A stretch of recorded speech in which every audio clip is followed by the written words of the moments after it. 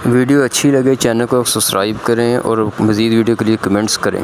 बिल्कुल मेल खाता था। उत्सुकता में उसने पत्थर को खांचे में डाल दिया। अचानक एक कीड़ा बाहर निकला जिसने अनन्या को डरा दिया, लेकिन उसे उस कीड़े से अजीब सा लगाव हो गया। इससे पहले कि वो कुछ समझ पाती, उसकी माँ सुनीता ने उसे पुकार लिया। जब अनन्या घर पहुंची तो उसने देखा कि वही कीड़ा उसके पीछे पीछे आ गया था। वो उसे पकड़ने गई, लेकिन वो उड़कर कहीं और चला गया, जैसे उसे कहीं ले जाना चाहता हो। उत्सुक अनन्या उस कीड़े के पीछे एक पुराने खंडहर तक पहुंच गई। वहाँ का डरावना माहौल अजीब सा था। जैसे ही वो कीड़े के साथ अंदर जाने लगी, दीदी ने उसे रोक लिया। दीदी ने बताया कि ये एक भूल भुलैया है जहाँ बड़े लोग भी रास्ता भटक जाते हैं। अनन्या को मजबूरी में दीदी के साथ वापस लौटना पड़ा। रात को अनन्या अजीब सी आवाज से जाग गई। उसने सुनीता को जगाने की कोशिश की, लेकिन वो नहीं उठी। अनन्या घबरा गई। तभी वो कीड़ा उसके बिस्तर के पास आ गया। उसे वो बहुत अपनेपन वाला लगा, जैसा वो अपनी कॉमिक बुक में देखे हुए जादुई प्राणी जैसा था। अगले ही पल वो कीड़ा सचमुच कॉमिक के उस जादुई प्राणी में बदल गया और उसे कहीं चलने का इशारा किया। वो उसे उसी भूल भुलैया में ले गया। अनन्या दीदी की चेतावनी भूलकर उसके पीछे चल पड़ी। जल्द ही वो जादुई प्राणी उसे एक गुफा के मुंह तक ले गया। गुफा के तल में पहुंचकर अनन्या को डर लगा। उसने दूसरों को पुकारा, लेकिन कोई जवाब नहीं मिला। अचानक एक बकरी के सिर और इंसानी शरीर वाला राक्षस उसके पीछे प्रकट हुआ। अनन्या डर गई, लेकिन राक्षस ने और जादुई प्राणी छोड़कर उसे शांत किया। उसने कहा कि उसका नाम देव है और वो अनन्या का नौकर है। अनन्या कभी धरती के नीचे के एक साम्राज्य की राजकुमारी थी, लेकिन खेलने के चक्कर में बाहर आई और सूरज की रोशनी से उसकी यादें मिट गई। वो चंद्रमा की देवी की बेटी थी। अनन्या को यकीन नहीं हुआ, लेकिन जब देव ने उसके पीठ पर चांद जैसा निशान बताया तो उसे थोड़ा भरोसा हुआ, क्योंकि उसकी पीठ पर ऐसा निशान था। देव ने कहा कि साम्राज्य में वापस जाने के लिए उसे पूर्णिमा से पहले 3 कार्य पूरे करने होंगे। उसने अनन्या को 2 चीजें दी, एक मार्ग भटकाव की किताब जो उसे रास्ता दिखाएगी और एक थैली जिसमें जादुई क्रिस्टल थे जो पहले कार्य के लिए थे। ये कहकर देव अंधेरे में गायब हो गया। अनन्या चुपके से घर लौटी और नहाते वक्त उसने किताब खोली। उसमें पहले कार्य का विवरण उभर आया। उसे एक विशाल मेंढक से भरे पेड़ की गुफा में जाकर एक चाबी लानी थी। अनन्या बिना हिचकिचाए बीमार अंजीर के पेड़ तक पहुंची। बदबू और कीचड़ भरी जमीन पर काले कीड़े रेंग रहे थे। जब वह मुड़ी तो सामने एक विशाल मेंढक था। मेंढक ने अपनी बदबूदार जीभ बाहर निकाली, लेकिन वो अनन्या के चेहरे पर आए कीड़े को खा गया। अनन्या ने दिमाग लगाया और जादुई क्रिस्टल को काले कीड़ों में मिला दिया। मेंढक ने उसे खा लिया और तुरंत कमजोर होकर अपनी सारी अंतड़ियां उगल दी। उसका शरीर सिकुड़ गया और अनन्या ने बदबूदार कीचड़ से सोने की चाबी निकाल ली। उसी रात देव फिर आया और उसे दूसरा कार्य जल्दी शुरू करने को कहा। उसने उसे एक चाक और एक रेत घड़ी दी, साथ में छोटे जादुई प्राणी भी दिए। दूसरा कार्य आसान नहीं था। वहाँ एक भयानक नरभक्षी राक्षस था। अनन्या ने चाक से दीवार पर एक चौखट बनाई जो धीरे धीरे पिघलकर एक दरवाजा बन गया। उसने पत्थर का दरवाजा खोला, लेकिन अंदर का माहौल डरावना था। फिर भी वो पीछे नहीं हटी। उसने एक कुर्सी खींची और रेत घड़ी उलट दी, क्योंकि दरवाजा सीमित समय के लिए खुला था। अगर रेत खत्म हो जाती तो वो उस डरावने काल कोठरी में फंस जाती। काल कोठरी के अंत में एक लंबा टेबल था जिस पर ढेर सारा खाना था। वहाँ एक बिना चेहरे वाला राक्षस बैठा था जो तब तक नहीं जागता जब तक कोई उसका सामान न छुए। दीवार पर डरावनी पेंटिंग्स और बच्चों के जूतों का ढेर देखकर अनन्या समझ गई कि ये बच्चों को खाने वाला राक्षस है। डरते हुए उसने देव के दिए प्राणियों को छोड़ा। उनकी मदद से उसे एक पत्थर का दरवाजा मिला जिसमें 3 ताले थे। प्राणियों ने बीच वाला ताला खोलने को कहा, लेकिन अनन्या ने अपनी सूझबूझ से दाया ताला खोला और सोने का खंजर ले लिया। जब वो जाने लगी तो टेबल पर स्वादिष्ट खाना देखकर उसका मन ललचा गया। उसने सोचा कि थोड़ा सा खाने से क्या होगा। प्राणियों के मना करने के बावजूद उसने कुछ अंगूर तोड़े और खाने लगी। उसे नहीं पता था कि पीछे राक्षस जाग चुका था। उसने अपने हाथों में 2 आंखें लगाई और अनन्या की ओर बढ़ने लगा। जब अनन्या ने पीछे मुड़कर देखा तो राक्षस प्राणियों को पकड़ चुका था। वो डरकर भागी, लेकिन अंगूर खाने की देरी की वजह से रेत घड़ी की रेत खत्म हो गई और दरवाजा बंद हो गया। राक्षस करीब आ रहा था। घबराहट में अनन्या ने चाक निकाला, लेकिन वो टूट गया। आखिरी मौके पर उसने टूटी चाक से छत पर एक दरवाजा बनाया और उसमें चढ़ गई। उसने दरवाजा बंद किया और नीचे से राक्षस की आवाजें सुनाई दी। उसका दिल जोर जोर से धड़क रहा था। हालांकि ये मुश्किल था, लेकिन दूसरा कार्य पूरा हो गया। जब अनन्या ने किताब खोली तो उसमें खून जैसा लाल रंग दिखाई दिया। तभी बाहर से सुनीता की दर्द भरी चीख सुनाई दी। बीमार और गर्भवती सुनीता को भयंकर रक्तस्राव हो रहा था। डॉक्टरों ने उसकी हालत सुधार दी, लेकिन वो शायद बच्चे के जन्म तक न टिक पाए। सबसे डरावनी बात थी कि अनन्या का सौतेला बाप विक्रम माँ और बच्चे में से बच्चे को चुनेगा। देव ने अनन्या को तीसरा कार्य करने को कहा और एक जड़ दी जिसे दूध में डालने से माँ और बच्चा दोनों बच जाएंगे। अनन्या ने मंदार जड़ को दूध में डाला और वो एक बच्चे की तरह खुल गई। सुनीता की हालत में सुधार होने लगा। अनन्या ने जड़ को बिस्तर के नीचे रखा और अपने खून से उसे पोषित किया। इससे सुनीता की हालत और बेहतर हो गई। लेकिन विक्रम ने अनन्या को जड़ के साथ पकड़ लिया। उसे लगा कि अनन्या सुनीता को डरा रही है। सुनीता ने भी जड़ को देखकर डर गई और विक्रम के गुस्से को शांत करने के लिए उसे आग में जला दिया। जैसे ही जड़ जली, सुनीता को फिर से भयंकर रक्तस्राव हुआ। घंटों की मेहनत के बाद डॉक्टरों ने बच्चे को बचा लिया, लेकिन सुनीता की मृत्यु हो गई। इसके बाद अनन्या को विक्रम के अत्याचार सहने पड़े, लेकिन उसका दिल पूरी तरह ठंडा नहीं हुआ। उसके पास देव का सहारा था। तीसरे कार्य के लिए देव ने उसे नई जादुई चाक दी ताकि वो अपने भाई को लेकर भाग सके। अनन्या ने दीवार पर एक दरवाजा बनाया आया और विक्रम के कमरे में घुसकर भाई को उठा लिया, लेकिन जाते वक्त विक्रम ने उसे देख लिया। अनन्या भाई को लेकर भागी और देव की भूल भुलैया के केंद्र में पहुंच गई। देव वहां उसका इंतजार कर रहा था। उसने बताया कि धरती के नीचे का साम्राज्य खोलने के लिए पूर्णिमा की रात को सोने के खंजर से एक मासूम का खून बहाना होगा। अनन्या ने अपने भाई को और जोर से पकड़ लिया। वो उसे चोट नहीं पहुंचाना चाहती थी। तभी विक्रम वहां पहुंच गया। उसने देखा कि अनन्या अपने भाई को पकड़े हवा में बात कर रही है। उसने बच्चे को छीन लिया और अनन्या को मार डाला। जैसे ही अनन्या की सांसें थमी, चांदनी रात में उसका खून बहा और एक सुनहरी रोशनी उभरी। जब अनन्या की आंखें खुली, वो एक शानदार सुनहरे साम्राज्य में थी। राजा ने बताया कि तीसरा कार्य दया का था। अनन्या ने अपने भाई को नहीं मारा, इसलिए वो साम्राज्य में लौट सकी। देव ने भी उसकी तारीफ की। जादुई प्राणियों ने उसे घेर लिया और वो फिर से सम्मानित राजकुमारी बन